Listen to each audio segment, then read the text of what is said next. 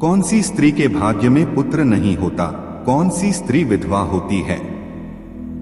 कौन से स्त्री के भाग में पुत्र नहीं होता है? तो चलो आपको बताते हैं। शिव पार्वती की कहानी से एक बार माता पार्वती ने भगवान शिव से पूछा कि हे स्वामी, आज मैं मृत्यु लोक पर बिरमन करने के लिए गई थी, तो मैंने देखा कि कई सारे स्त्रियां मुझे से पुत्र की कामना कर रही थी।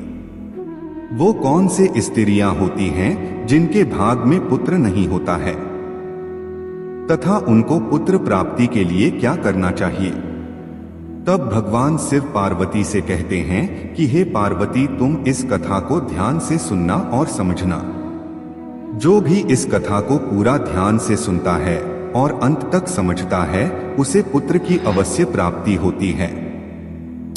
हे पार्वती, चोलापुर नगर में एक सेठ था जिसके 2 बेटे थे। सेठ के दोनों बेटों की शादी हो चुकी थी, लेकिन सेठ की पत्नी और सेठ का बड़ा बेटा बड़ा है दुष्ट प्रवृत्ति का था। इसलिए सेठ की पत्नी अपने बड़े बेटे की पत्नी से बहुत ही ज्यादा प्यार करती थी, लेकिन छोटे बेटे के पत्नी के साथ क्रूरता से पे जाती थी। छोटे बेटे की बहू बहुत ही अच्छे स्वभाव की थी और वो एक पतिव्रता स्त्री भी थी। वो पूरे घर का काम काज भी अकेले ही करती थी। इतना सब कुछ करने के बाद भी सेठ की पत्नी अपने छोटे बेटे की बहू को अपमान करती रहती थी, क्योंकि उसके बड़े बेटे की बहू को एक पुत्र था, वहीं छोटे बेटे की बहू को सिर्फ एक पुत्री थी। इसलिए हमेशा पुत्र को लेकर वो अपने छोटी बहू को ताना मारती रहती थी। लेकिन उसकी छोटी बहू बेचारी कर भी क्या सकती थी, वो हमेशा ताने सुनती रहती थी। दोस्तों, भगवान शिव कहते हैं कि हे पार्वती, उस सेठ की पत्नी बड़े ही दुष्ट स्वभाव की थी। उसके कुटिल भाव से सारे घर वाले परेशान रहती थी, परंतु अपने सीधी साधी छोटी बहू को वो कुछ ज्यादा ही परेशान करती थी। उसको सताने में उसे बहुत ही ज्यादा आनंद आता था। सेठ के छोटे बेटे पत्नी का नाम मांडवी था। बेचारी मांडवी सुबह जल्दी उठकर अपने कामकाज में जुट जाती थी। इतना करने पर भी सेठ की पत्नी के निगाह में हमेशा मांडवी खटकती रहती थी। एक दिन की बात है, सेठ की पत्नी ने कहा कि मैं मंदिर जा रही हूं, मेरे लौट कर आने से पहले तू भोजन बनाकर तैयार रखना, और सुन, अन्न का एक दाना भी बर्बाद ना हो पाए।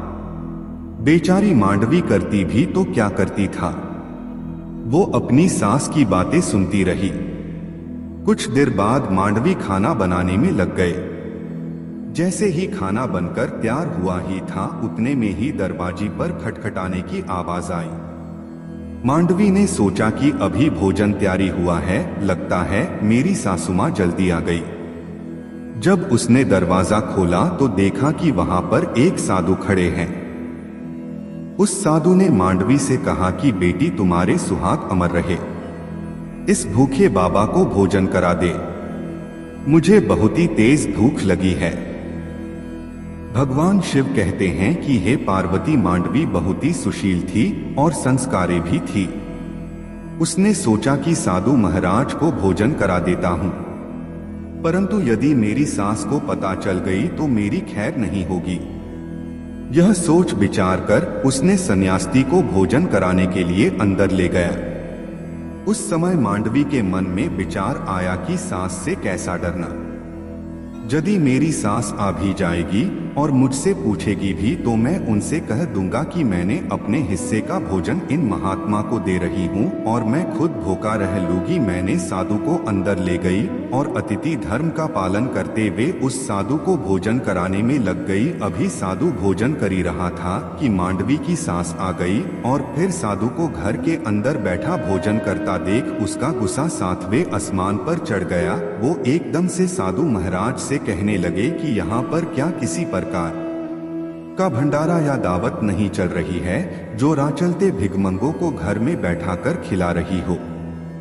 मांडवी ने अपने सास को रोकने के बहुत कोशिश किया, परंतु वो दुष्ट स्त्री सन्यासी को भला बुरा कहकर घर से बाहर निकाल देती है और उसका खाना उठा करके फेंक देती है अब उसका सारा क्रोध मांडवी पर टूट पड़ा। कहने लगे, अरे दुष्ट व्रत, मैंने तुझे कहा था कि अन्न का एक दाना बर्बाद नहीं होना चाहिए, लेकिन तूने क्या किया, उस भिखमंगे को इतना सारा भोजन दे दिया। दोस्तों, भगवान शिव कहते हैं कि हे पार्वती, मांडवी डरती हुए बोली, सासुमां मैंने तो सन्या।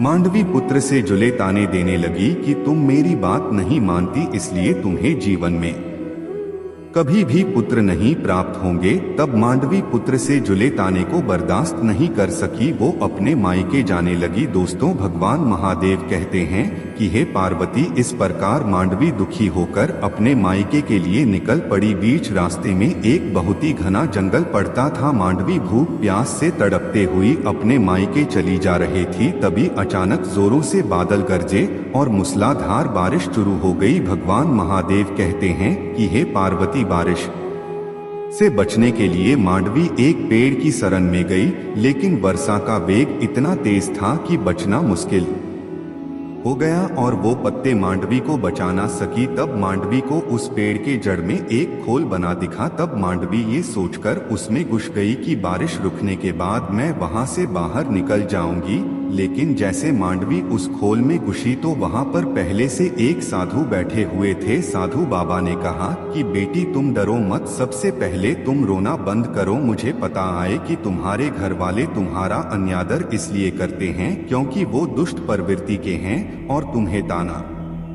इसलिए मारते हैं क्योंकि तुम्हारे जेठानी को पुत्र की प्राप्ति हो गई है और तुम हे अभी तक पुत्र की प्राप्ति नहीं हुई है, इसलिए तुम चिंता मत करो। मैं तुम्हें एक पर्ची देता हूँ, इस पर्ची में उपाय लिखा हुआ है।